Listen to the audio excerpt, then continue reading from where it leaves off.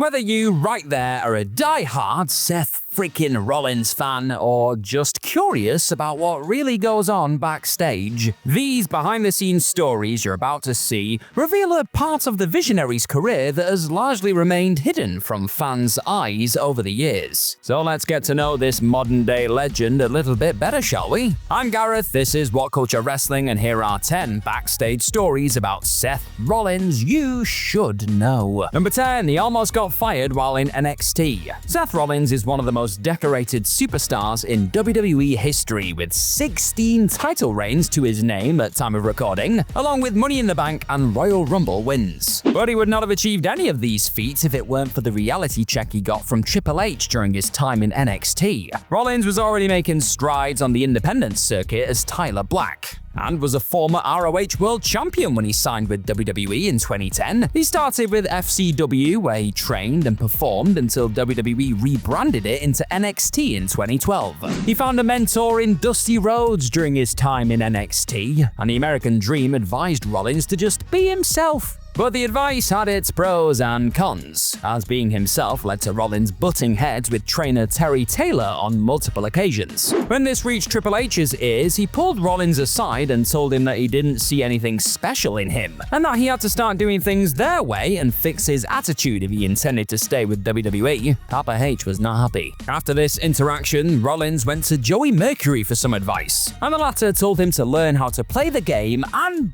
be himself while also being coachable. That's the perfect combo right there. Rollins then adjusted himself to the WWE environment and found himself pitching to Triple H the idea of him becoming the inaugural NXT champion. It worked out pretty well for him after that. Number 9, he broke down in tears during Daniel Bryan's retirement speech. Daniel Bryan's retirement in 2016 shocked the entire pro wrestling world, and there wasn't a single dry eye in the arena when he delivered his heartbreaking retirement speech on the 8th of February 2016 episode of Raw. It was the same scene in Seth Rollins' house as the Visionary revealed that he sobbed like a baby watching Bryan's speech, and it was the same scene in my house too. Rollins and Bryan go way back, even before their time together in WWE. They shared the ring on several occasions in Ring of Honor, both as opponents and partners. They also had a few encounters in WWE during Rollins' time in The Shield and the Authority storyline. Ah, good times, right? While talking to Chris Jericho on his Talk is Jericho podcast,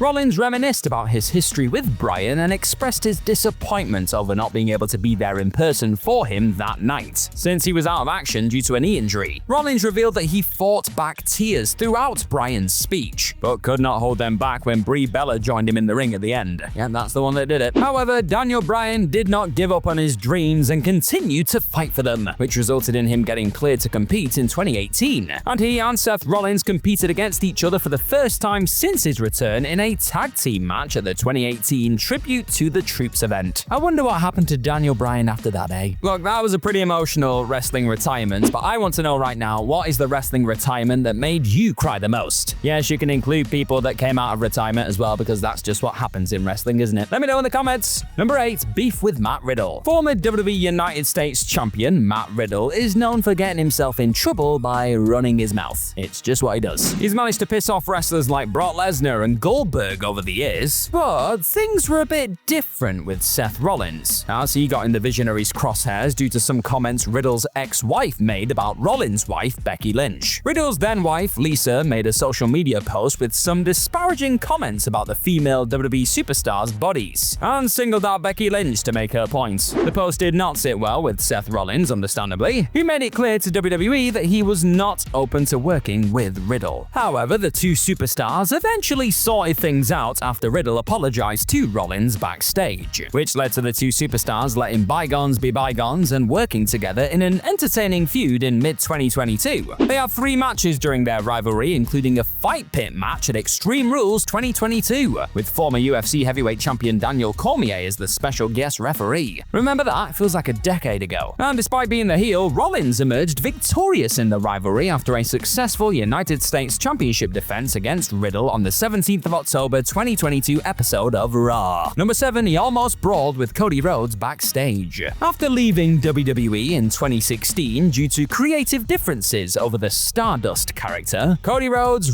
reinvented himself on the independent circuit and became one of the most influential stars in the pro wrestling industry by ostensibly co-founding All Elite Wrestling. However, he couldn't stay away for long as he returned to WWE in 2022 with the sole intention of finishing his story. And the first opponent he defeated to move one step closer to his dream was Seth Rollins. Following their match at WrestleMania 38, WWE wasted no time in establishing Rhodes as their new face, which ruffled some feathers backstage, including Seth Rollins. Rollins believed since he put in the work and was the company's workhorse throughout the time Rhodes was out doing his own thing, he should have been the one to receive that opportunity. I mean, fair enough. Look, this kind of competition has been persistent in a pro wrestling locker room for ages, and it was the same for Rollins and Rhodes. But Rhodes revealed that the competition created legitimate animosity between the two stars at the time, and they came close to having a physical altercation backstage. However, like the professionals they are, they sorted things out in the end, and managed to work together in one of the most colossal tag team matches in history against Roman Reigns and The Rock at WrestleMania 40. And Rollins played a vital role in Rhodes dethroning Reigns as the undisputed WWE champion. Number 6, he got some heat for not shaking hands properly with the veterans. So, a pro wrestling locker room is not like any regular workplace, and it used to have some pretty harsh and outlandish rules. And while the rules might have eased up a bit over the years, the newcomers are still expected to adhere to some old school conventions, which include paying your dues and respecting veterans and co-workers. Seth Rollins found himself violating the latter when he got some backstage heat for not shaking hands with the other wrestlers. Tut tut. It appears that the unwritten code in WWE for wrestlers is to shake hands with their co-workers and veterans every single time they bump into each other backstage, or pretty much every time. However, the Shield, particularly Rollins, violated this code on multiple occasions around 2013 by not shaking hands or just not doing it right. Not sure how you do that wrong, but okay. Rollins also got some heat with Randy Orton and The Big Show during this time, which resulted in him being in Vince McMahon's bad books for a while. The Shield didn't get punished on television, but Rollins continued to have backstage heat for some time until things finally calmed down. Now he gets a different kind of heat, the pyro in his entrance. I make myself laugh. If you're enjoying this backstage story list, then hit that subscribe button down below for more of these What Culture Wrestling videos in your life. What a life that is. Number 5, Vince McMahon banned Rollins from wearing his iconic white gear. Seth Rollins scored one of the biggest victories of his career at SummerSlam 2015 when he defeated John Cena to retain his WWE Championship and win the latter's United States Championship. Apart from the match and Rollins becoming a double champion, the white in-ring gear he sported at the event became a sensation among pro wrestling fans. I mean, you can see why. It was gorgeous. You might love wearing all these weird and wonderful gears to the ring today, but none of them compare to the popularity of his SummerSlam 2015 white attire. WWE even posted behind-the-scenes footage of wrestlers complimenting the look, with Brie Bella predicting his Messiah gimmick 4 years early, and his future wife Becky Lynch eyeballing him like a prize. Love in her eyes. However, Vince McMahon saw things differently and banned Rollins from wearing the white gear again. Rollins answered a fan's question about the white attire during a meet and greet and revealed that McMahon didn't like it and called him a weird old man for not understanding that the people think it was the coolest gear they have ever seen. The video went viral for a while before it then got taken down by the original account. I wonder why. Number 4, heat with Ric Flair. To be the man, you gotta beat the man. But apparently there has to be only one man.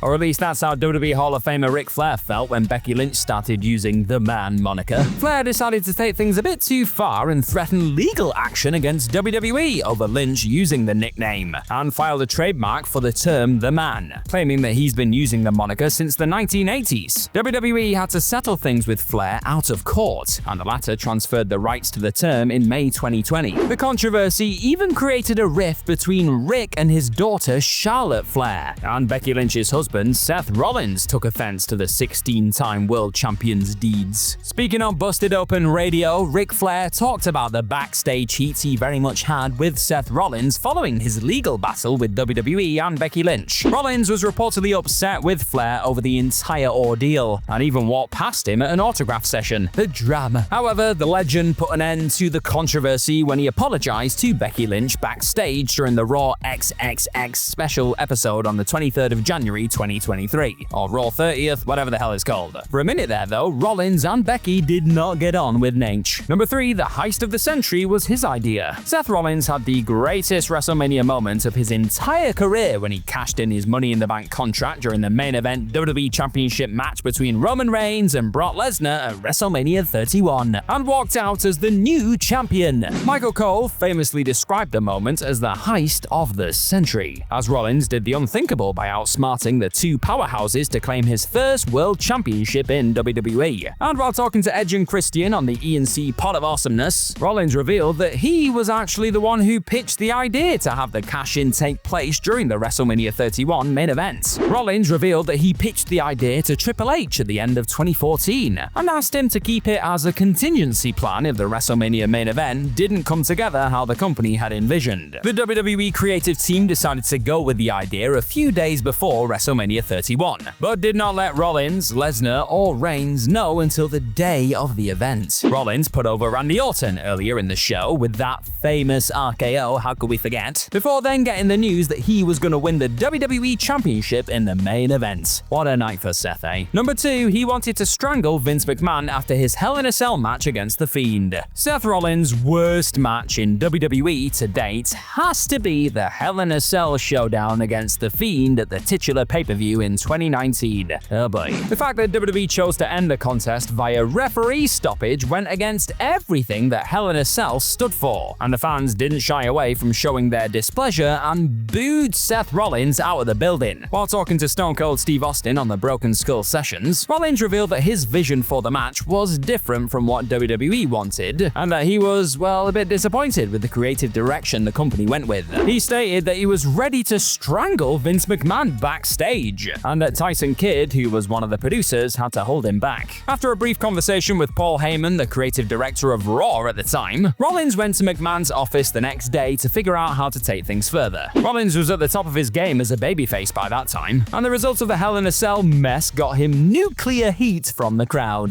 They didn't like Seth anymore. WWE went into damage control mode from here and booked Rollins to drop the title to The Fiend at the 2019 Crown Jewel pay-per-view. Yeah, 2019 was a weird old time. Number 1, getting the curb stomp unbanned. WWE superstars might have a plethora of moves in their arsenal to showcase during their matches, but the company does not permit them to do certain maneuvers that might cause severe damage to the recipients. WWE have banned wrestlers from performing moves like the diving headbutt and the classic pile driver over concerns of them being too dangerous, and the company added Seth Rollins' curb stomp to that list in 2015. However, there was a bit more to this story, as Vince McMahon decided to ban the move after seeing a video package of Seth Rollins using the finisher on the Today Show, as he didn't like how it made the company's world champion look too cruel. Another reason behind the ban was the concern over kids replicating the move, as a single mishap could cause serious injury to anyone. So could any bloody WWE finisher, to be fair. After the ban, Rollins experimented with the high knee, a variation of the underhook DDT, and the pedigree as his finishers until he convinced Vince McMahon to let him use the curb stomp again in 2018. Rollins revealed in an interview that he explained to McMahon that bringing back the curb stomp would be ideal in a way he could understand, which resulted in him using the move in a match against Finn Balor on the 15th of February 2018 episode of Raw. Glad he stuck with it because his pedigree sucks. Sorry Seth, I love you, I just don't like how you do that move. Now, if you enjoyed this backstage story video, then check out the 10 hilarious backstage wrestling stories you probably didn't know list that we've got right here too. You're gonna love it. Thank me later.